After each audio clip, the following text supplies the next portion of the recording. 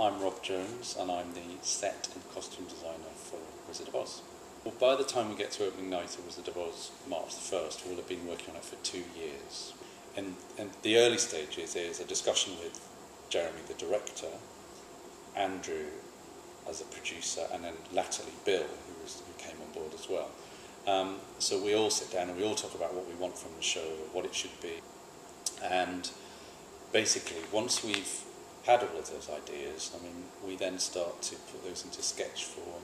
And the great thing about Jeremy being the book writer as well is that he can tailor the script to the production and vice versa. So it very much is a hand-in-hand process.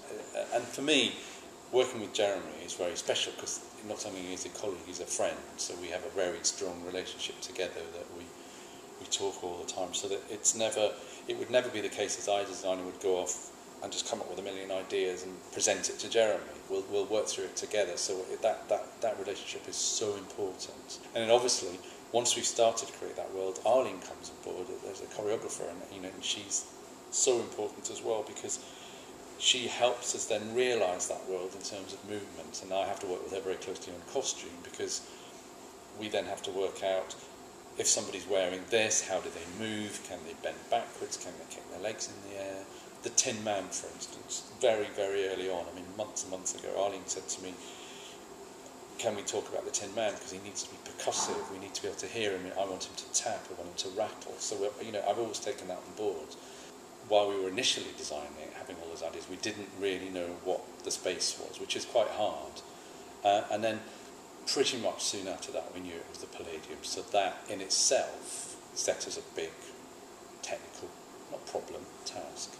So that having done sound and music there was a massive help because we all knew that space, we knew what we could do, what we couldn't do. But ultimately, A Wizard of Oz is a massive show in a not very big space. I mean, when the audience see the show, it feels huge, it feels deep, it feels wide, it feels quite tall.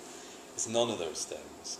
And that's my job to sort of create that illusion. I think that's something we did quite successfully on Sound and Music because people always thought that theatre was bigger than it was, and a piece of scenery glides beautifully off the stage and it basically hits a wall. I've got to work with the production manager, Matt Towell, who basically makes all of that come together. So he can say to me at an early stage, well, yes, you can have that idea, but we'll never make it work. And then he'll try and make it work in another way. And then, it's a marriage in that sense that we have to try and sort it all out. The joy of a production like Wizard of Oz, I mean, it is a designer's dream. I mean, it's one of those, it's like having the biggest toy shop, sweetie shop in the world for a designer because you think, I can do this, I can do that, I can let my imagination run absolutely